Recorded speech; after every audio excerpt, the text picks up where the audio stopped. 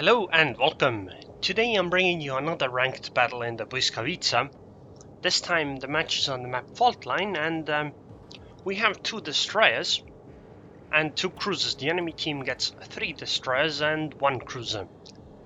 Our firepower seems to be more or less equal. Usually you would think that the side with 2 cruisers has the advantage, but the downside is that we have a New Mexico, which just means that we have a bit of less firepower in terms of battleships. Not to mention we also have a Colorado, while the enemy team has a Colorado and Nagato. Anyways, we do have a destroyer advantage in my opinion, because the 2 of their destroyers are Hatsuharus, so that's useful. Anyways, I head towards the A cap while the other destroyer on my team heads towards B. This way we will most likely get at least 1 cap. Although I guess the enemy team does have 3 destroyers, so they could also split apart. It's a bit unfortunate that there's a carrier in this game. I don't really like having carriers on this map, because as a destroyer it's difficult to hide, even after you get the cap, because the middle area is very light in islands. But it's okay, I keep heading straight ahead, so that there will be an island between me and the battleships and the cruiser on the enemy team, even if I do get spotted. Not to mention I can still use smoke to hide, which I'm gonna do now because the planes are heading in. So I slow down and use smoke. Because, you know, the dive bombers are over my head, I don't want them to hit me to decap. Oh my god, why did I get spotted again? That's annoying. Okay, it's fine. It should be fine, it seems. And my stopping is actually excellent to dodge these torpedoes. Although I guess if I had gone straight at full speed, I wouldn't have been hit by them anyway. That's okay. But I did get the cap point, and I guess I'm gonna hit inside this smoke screen for a while to wait until these planes either leave or waste a lot of their time, because I can still freely fire in here. I don't really want to shoot destroyers at this range all that much, but battleships and cruisers is a much different matter. Although shooting destroyers that are really far away is fine, because even if 1 shell hits, that's a significant amount of damage. This Nagato seems to be already taking damage over time effect, so if I can add an extra fire, that would be a good thing, because he just used his damage control party. I'm gonna fire these torpedoes on towards this Hatsuharu. I don't think they will hit, but they might. Also, I'm gonna use my guns on him because he is, you know, he is closer. I have a much higher chance of actually hitting him. Anyways, it seems he went behind the island now, so back to shooting the Nagato. Smoke's gonna dissipate soon-ish.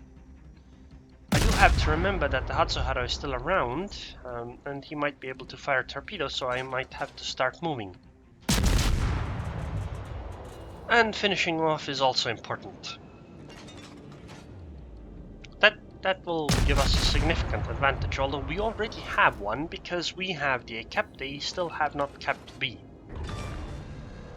And there goes the Hatsuharu. At this point I don't know what to do. I guess I can turn around and go contest B. The reason why, you know, I don't think it's a good idea to chase the enemy carrier, because, well, chasing a carrier in a destroyer is usually a really stupid idea. I don't know why many people still think it's a good one. Oh, the Mahan seems to be heading in my direction. That's actually good. I can fight her now. I really like these close range fights. The only thing I'm worried about in these fights is random torpedoes.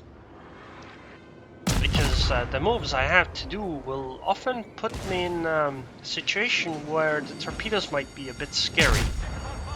The nice thing is that there were planes near the Mahan, so she didn't torpedo earlier, I could tell that. She might torpedo now, so I'm gonna start turning away, and I'm gonna just keep shooting him. Hopefully can kill him, but I think, nope, never mind. Turns out I was not able to. Because the plane was there, I think there shouldn't have been any torpedoes. I'm gonna drop torpedoes there In return, maybe the Mahan will get hit. Probably not. Oh, there were torpedoes, but they were way overshot. The unfortunate thing with a Blyskawica is that she has 5.8 second rudder shift time. Okay, those torpedoes are also on the way, but I can't finish the Mahan now. I need to slow down and turn. Although I might still be on collision course with that one torpedo. I need to make sure that doesn't actually happen. The not so nice thing about the Blyskawica is that her rudder shift time is 5.8 seconds, which is a really large amount of time. My Zao, for instance, which is a cruiser, has 6.1 second rudder shift time. So it's almost the same on the Blyskawica as cruisers. Anyways, at this point I don't know what to do. I have smoke. I could use it to fight those Indianapolis and Colorados. I could maybe even head towards the B cap, but I don't think I would get into the cap before they start firing at me. So I wouldn't be able to get into the cap and use smokescreen. And because there are planes flying over the B cap, I don't know. I think I might not be able to properly fight that B. But I can still try. Because I still have smokescreen and there isn't much threat to me if I use smoke and start firing. What the hell, I used smoke, but I should have waited a second longer, I guess. Unfortunately, my torpedoes aren't going to hit anything and the Indianapolis is behind the island. So I'm going to switch to AP because shooting at the superstructure of a Colorado with HE deals little damage. AP tends to do more, especially because the Blyskawica has a rather low fire chance. Well, it's good for a destroyer, but overall it's still pretty low. Weirdly enough, I think the enemy team is actually in the lead, a slight lead, because we have lost a battleship and cruiser. They have only lost two destroyers, but they lost another battleship now, so I guess it should be fine now. I don't know if you should actually fire AP or HE at an Indianapolis. I think it should be HE, but AP might be fine. I guess they both deal significant damage. Well, I just need to shell a few more times. Okay, the Indianapolis was set on fire and he used damage control party, so I would like to shoot him again. Unfortunately, there's nothing to spot the Indianapolis. We only have one. Wow, that was a blind shot and it actually hit on the first try. Wow, and another one that hit. I was unspotted for those, yet I still got hit twice. That's crazy.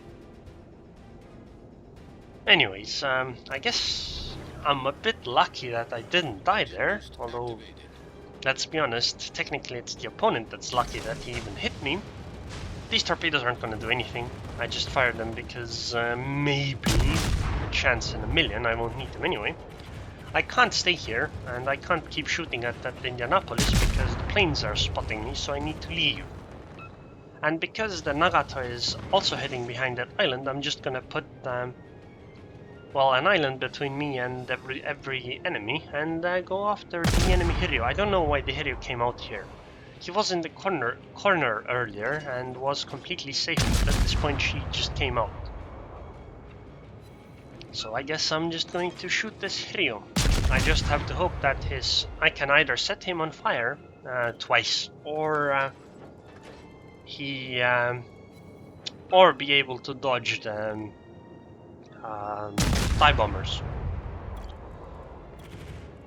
Really, it would be nice if if the carrier would keep spotting the Hiryu.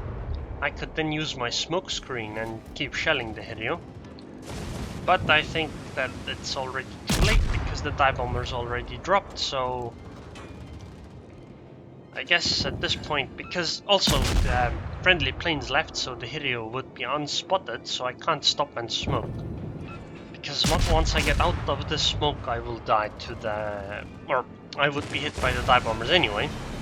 So I had to play for risk, so I might as well do it now.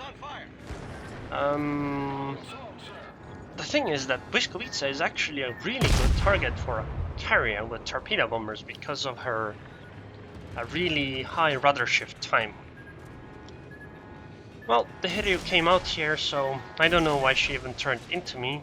You should always try to run away from the destroyer in a carrier, or, well, most of the time, because that lowers your risk by a lot, although I don't want to be too close to the carrier myself, because the secondaries might kill me. I don't have all that much HP left. But so much for the Hiryu. I mean, the Hiryu pretty much brought this upon themselves, or herself, or himself. Because I wouldn't have gone over here if the plane hadn't kept spotting me. So it's kinda his fault that I even came looking for him. And then he didn't do anything that would make me, you know, would make things difficult for me, other than the planes, I guess. So, like, that was pretty much up to him messing up. So at this point, they have a destroyer and a battleship left. We have 2 destroyers and a carrier left. Our carrier is fairly good, so I think that the carrier will be able to take out the battleship. The thing is, for me, that the destroyer, if I meet him, he could kill me. Then again, he is really far away, so it's rather unlikely that he will meet me, not to mention I can still use smoke. But because both of the enemies are kinda not at the B cap, my plan is to head towards the B cap and take it. Also, by the way, I have 4 kills now. But yeah, I would have just kept B if it wasn't for those pesky planes spotting me. Or at least that would have been what I had wanted to do, but well, you can't do everything you plan.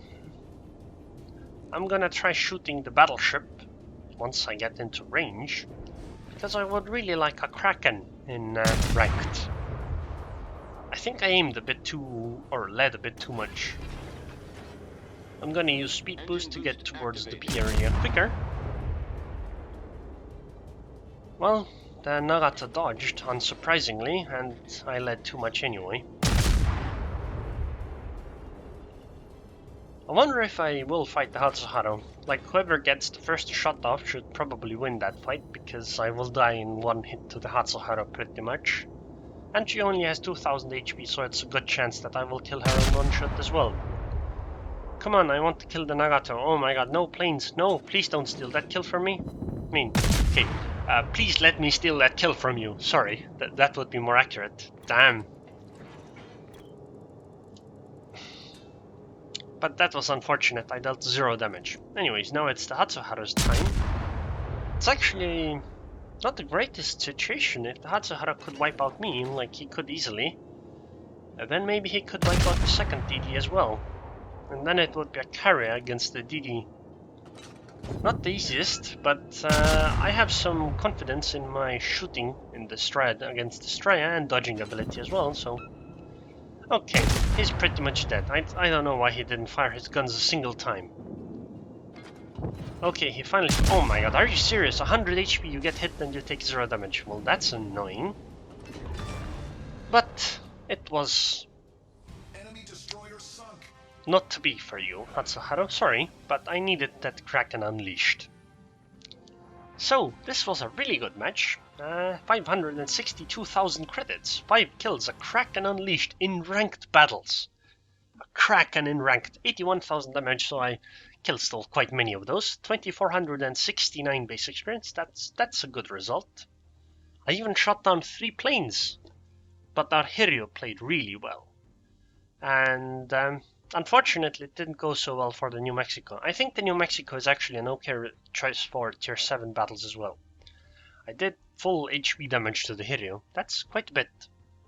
But other than that, I didn't do all that much to other ships, but 18,000 damage in fires is good. And this is how I got the 480,000 credits. So, yeah, this was a really enjoyable battle for me. So anyways, if you guys enjoyed this video, then please subscribe, and thanks for watching.